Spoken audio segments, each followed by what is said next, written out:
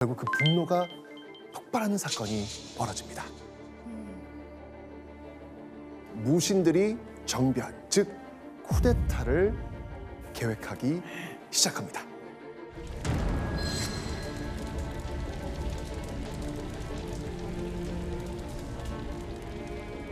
이 정변을 처음 기획한 것은요, 왕의 곁을 지키고 있던 호위군, 결룡군이었습니다. 정변을 처음 기획한 이 결룡군, 이 안에는요, 이의방과 이고라는 인물이 있었습니다. 이 무신들의 이 처우에 불만을 품은 이 두 사람은요, 정변을 일으키기로 결심하죠. 자, 하지만 이 하급 지휘관이었던 이 두 사람은요, 정변을 일으킬 만큼 지위가 높지는 않았습니다. 그래서 더 많은 군사를 모으고 정변을 지휘할 고위 무신을 찾아 나섭니다. 자, 그리고 찾아간 인물은요, 정삼품 상장군의 아들 우학유. 그는요, 굉장히 신념이 곱고 뜻이 큰 무신이었습니다. 장군, 함께 정변을 일으키시죠. 라는 이 이의방과 이고의 말에 우학유, 어떻게 대답을 했을까요? 가자! 기록이 있습니다. 자, 기록 한번 보겠습니다. 공들의 뜻이 크구나. 그러나 내 아버지께서 항상 나에게 말씀하시길, 무관이 문관에게 굴욕을 당한 지 오래되었으니 어찌 분하지 않겠느냐. 하지만 문관이 해를 당하면 그 화가 우리에게도 미칠 것이니 삼가야 한다 라고 하셨다. 그러니까 무신이 문신에게 굴욕당해서 아버지 때부터 분한 마음은 있다. 그런데 문신들의 세력이 워낙 크니까 자칫하면 오히려 무신들이 더 해를 당할 수 있다. 이렇게 하면서 거절한 겁니다. 자, 이의방과 이고가 여기서 포기했다면 아마 정변은 일어나지 못했을 수도 있겠죠. 자, 다시 이 두 사람은요, 정변에 힘을 보탤 인물을 찾습니다. 다시 함께 일으킬 누구? 바로 문인들에게 정말 이를 갈도록 오랜 원한이 있었던, 우리가 너무 잘 알고 있는 바로 그 인물, 바로 정중부. 네. 자, 이때는요, 수염 사건 아시죠? 네. 김돈중이 정중부의 수염을 태웠던 이 사건, 그 굴욕을 겪은 지 26년이 지난 후였습니다. 이 정중부는요, 무신 가운데 가장 높은 위치인 정삼품 상장군에 올라 있었습니다.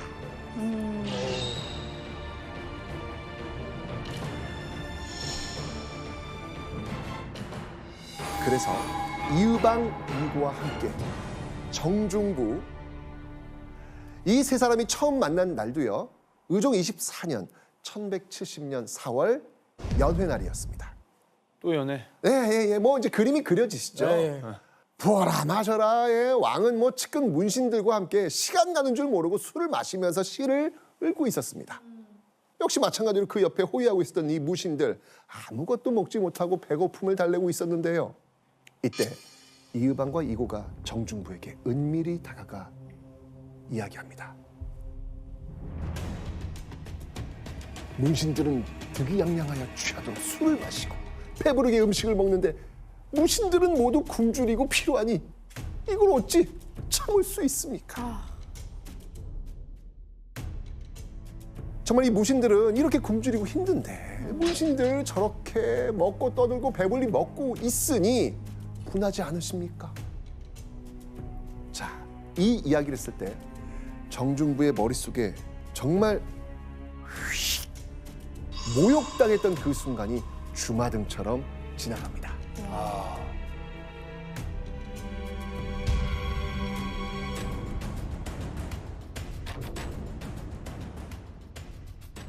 이 정중부는요, 그래서 이의방, 이고와 함께 나라를 뒤집을 정변을 준비합니다. 서로의 마음을 확인한 지 4개월 후인 1170년 8월, 드디어 정변을 준비하던 정중부, 이의방, 이고에게 기회가 찾아옵니다. 의종이요, 연회를 즐기기 위해 이 궁궐과 멀리 떨어진 곳으로 나들이를 나가겠다라고 계획을 한 거죠. 그리고 그 나들이 후에는 보현원이라는 사찰로 가겠다고 합니다. 자, 보현원이 어떤 곳이냐면요, 사찰이기도 했는데 고려 왕들이 자주 행차해서 머물기도 했던 장소였고요. 의종 역시 몇 번이고 거처로 사용한 적 있는 곳입니다. 그런데요, 나들이를 이 호위하는 것은요, 적은 수의 호위 부대와 무신, 그리고 이 정변을 꾸민 왕의 호위군, 누구? 결령군. 결령군이었으니까 야, 이거야말로 정말 정변을 일으키기에 절호의 찬스였던 겁니다.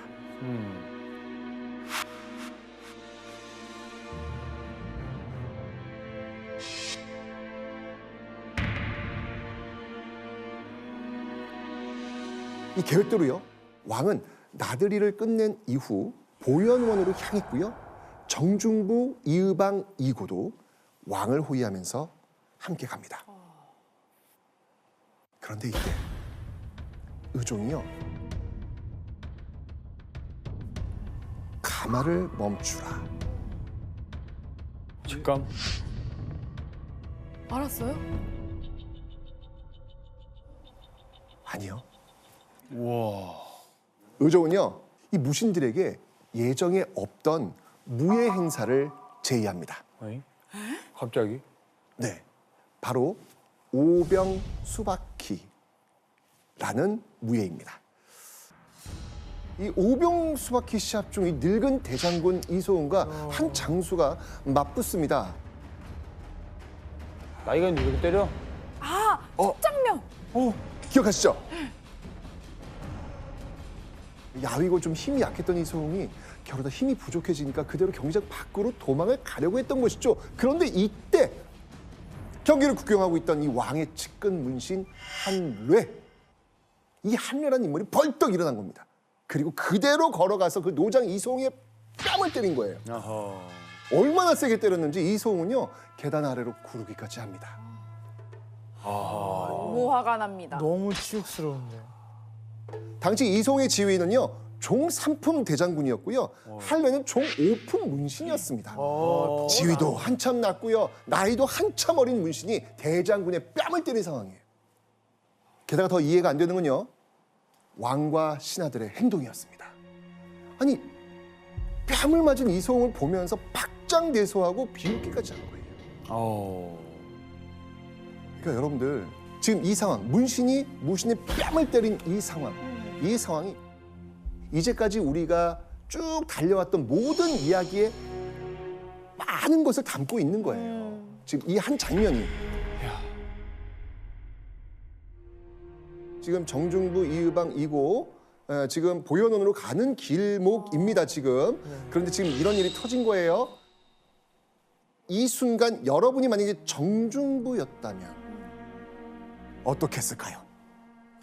아, 이건 뭐 시한폭탄 이제 터지는 맞아. 그거죠. 진짜 이거는 뭐 칼을 안 뽑으면 안 되겠다고 생각했을 것 같아요. 맞습니다. 이 얼마나 이 정중부가 열이 받았겠어요. 그러니까 정중부는요, 뺨을 탁 맞으니까 분노합니다. 그러면서 이야기하죠. 네 이놈! 이소웅은 비록 무신이나 관직이 성품인데 어찌 이렇게까지 심하게 욕을 보이는가? 그리고 이때 함께 정변을 약속했던 이고가 정중부에게 눈빛을 보냅니다. 그때 이고의 손은요, 칼집에 꽂힌 칼을 쥐고 있었습니다. 오, 자, 이제 정중부가 눈 찡긋만 하면 그냥 칼을 뽑고 문신들을 베어버리겠다는 그 의지가 충만하고 있었죠. 자, 여기서 문제를 내겠습니다.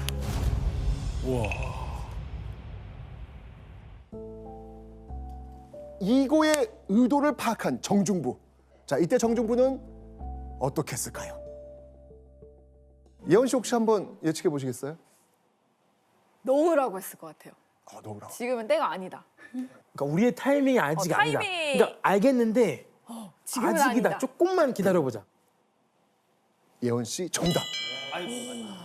정확히 맞췄어요. 그러니까 정중부는요. 눈짓을 보내면서 그만둬라. 그만둬라. 이렇게 합니다. 당장 들고 일어나려던 이고를 막아선 거죠. 근데 교수님, 근데 저 같으면 그냥 바로 들고 일어섰을 것 같은데 왜 참은 거죠? 그 당시에 의종이 행차를 한 과정을 좀 생각해 볼 필요가 있습니다. 네. 그때 나누었던 계획은 이런 것입니다. 지금 만약에 왕이 여기까지 행차를 해왔는데 보현원이죠. 개경에서 더 멀리 떨어진 장소이기 때문에 그곳으로 가면은 바로 그 장소에서 정변을 일으키자.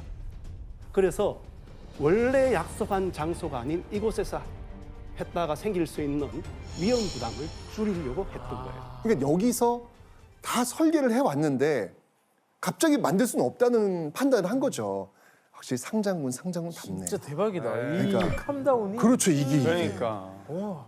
결국 무신들의 그 분노, 막 이 칼집에 이 손을 꽉 쥐면서 이 분노를 가득 안고 왕의 행차는 최종 목적지 보현원으로 향합니다. 자, 이제 보현원에선 어떤 일이 일어났을까요? 자, 우선 왕이요 보현원으로 향하는 동안 이의방과 이고는요 왕의 행렬을 앞질러서 보현원에 먼저 도착합니다. 그리고요 거짓 왕명으로 왕의 명령이다 모두 모이라 하면서 군사를 다 모읍니다. 왕명이 아니었는데 왕의 명령이다 하면서 다 모았단 말이에요. 이유가 있겠죠.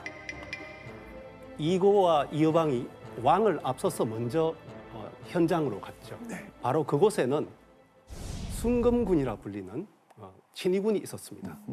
그런데 이들 친위군은 원래 결룡군의 장교였던 이고나 이여방이 지휘할 수 없는 부대. 그렇죠. 또 다른 친위군을 만든 거잖아요. 지휘를 할 수 없죠. 그래서 사전에 이 두 사람이 먼저 가서 그들을 포섭할 필요가 있었던 겁니다. 왜냐하면 무신들이 갖고 있는 분노가 공통 분노가 분명히 있으니까 이게 가능한 것 같아요. 이런 상황을 모르는 왕은요 유유히 보현원에 드디어 도착합니다. 왕이 보현원에 들어가자 바로 그 순간 정변을 일으키기로 약속된 무신들이 드디어 칼을 뽑습니다. 오. 그리고요 저항할 새도 없이 측근 문신들을 그냥 베어버립니다.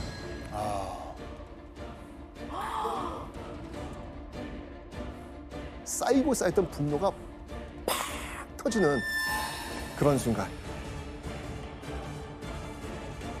한국사에서 손꼽히는 중대한 사건 무신 정변이 시작된 겁니다.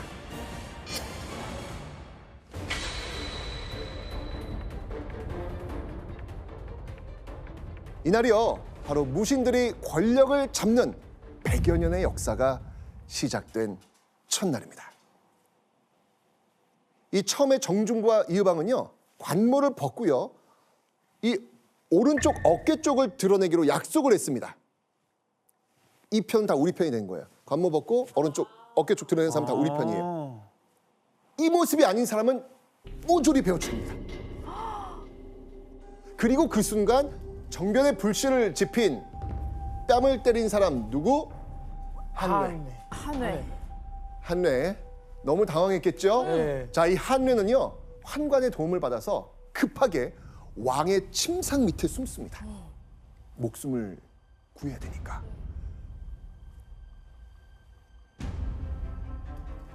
결국 이 무신들은요 한뇌를 끌어낸 후 칼을 휘둘러 죽입니다. 정말 이 분노가 느껴지지 않습니까? 네. 와, 어떻게 이럴 수 있냐? 어휴. 자, 그렇다면 사건의 원흉 한례를 죽인 후 무신들의 분노 가라앉았을까요? 그렇죠. 더 있지 않아요? 네. 할례 같은 분들이 더 있잖아요. 아, 그럼요. 아직 끝나지 않았죠. 당연히 본격적인 대사륙이 시작됩니다. 보현원을 접수한 정중부 용감하고 날랜 군인들을 뽑아서요 이의방 이고와 함께 개경에 궁궐로 보냅니다. 궁에선 과연 어떤 일이 벌어졌을까요? 궁궐에 도착한 이의방은요 이렇게 외쳤습니다. 무신정변을 단 한마디로 나타낼 수 있는 명령. 모든 문신의 관을 쓴 자는 비록 설이라도 씨를 남기지 말고 죽여라. 아무리 낮은 직급이라도 문신이면 베어 죽이라는 거예요. 씨를 남기지 말고. 이거 얼마나 무서운 말입니까? 긴 세월 동안 쌓인 분노가 너무 진짜 참았어.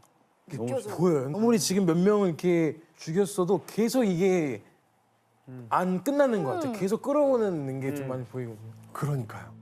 정말 그야말로 이 씨를 말리겠다는 이 결심으로 이 무신들은요 궁궐 안에 숙직하던 문신들을 가차없이 죽여나갑니다. 너무 끔찍해요. 군인들이 죽인 문신의 수는 기록에 따르면 50여 명. 그러나 이날 사람들이 얼마나 죽었는지 정확히 알려지진 않았습니다. 중요한 건 정말로 많은 사람들이 살해된 것. 이건 당연할 겁니다. 자, 그럼 이제 무신들이 이 문신들을 죽이고 이 궁을 완전히 제압하고 난 후 정중부는 이제 왕과 함께 궁으로 돌아옵니다. 와, 네. 왕과 함께 같이 네. 왕의 왕은 반응이 지금 와. 어떨까? 아, 뭐 왕이. 거의 달달달 떨고 네. 있지 않았을까라는 네. 생각이 드는데 그런데요. 궁궐에 도착한 다음 날 정중부에게 생각지 못한 상황이 벌어집니다. 궁궐에서 문신과 환관이 정중부 암살을 시도한 거예요. 자, 이 정변 세력에서 가장 높은 직위였던 정중부는요, 뭐 사실 이 무신정변의 상징과도 같은 그런 인물이었습니다.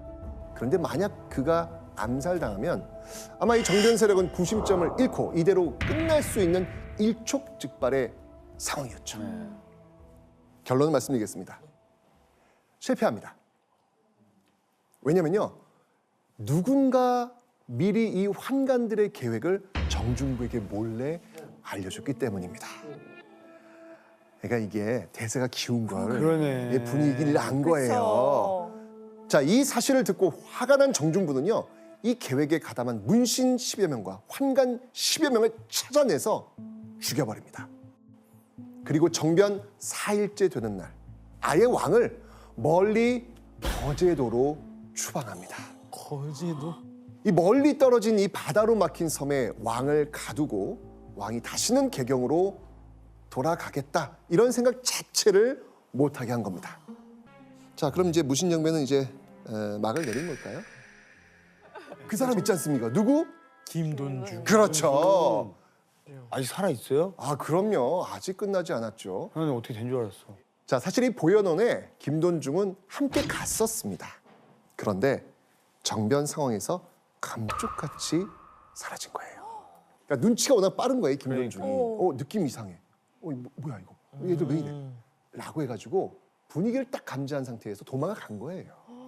자, 하지만 정말 오랫동안 참아왔던 만큼 이 정중부의 원한 매우 깊습니다. 찾아야죠. 김돈중에게요, 큰 현상금을 걸어 공개 수배를 합니다. 아하.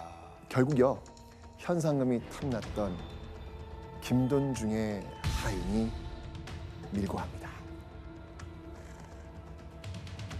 결국 무신정변의 성공과 함께 정중부의 오랜 원한도 그제야 풀린 거죠. 자, 무신정변이 일어난 개경에서 겨우겨우 살아남은 이 문신들 어떻게 됐을까요?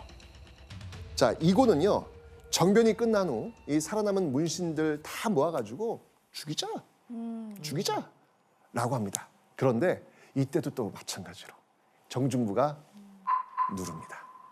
반대합니다. 왜 그랬냐고요? 그 중에는 무신들에게 호의적이었던 문신도 있었거든요. 와 그래, 정중부가 그 되게 사람들은 살려줘야죠. 그러니까요. 그리고 가장 큰 문제는, 아니 문신 다 죽이면 나라 누가 운영? 그러니까요. 나라를 운영하는데 현실적인 어려움이 있다는 것을 정중부는 알았던 겁니다. 뭐 그런데 지금 무신들의 분노가 지금 사실 이성적이지가 않잖아요. 지금 칼 뽑았고 지금 뭐 피 맞습니다. 그러니까 이거를 다 정중부가 이 분노를 막을 수는 없었죠. 하급 군인들은요, 저항하는 문신들을 죽여서 그 시체를 물에 던집니다. 그래도 이 분이 풀리지 않았는지 이 죽은 문신의 집을 헐어버리기까지 합니다.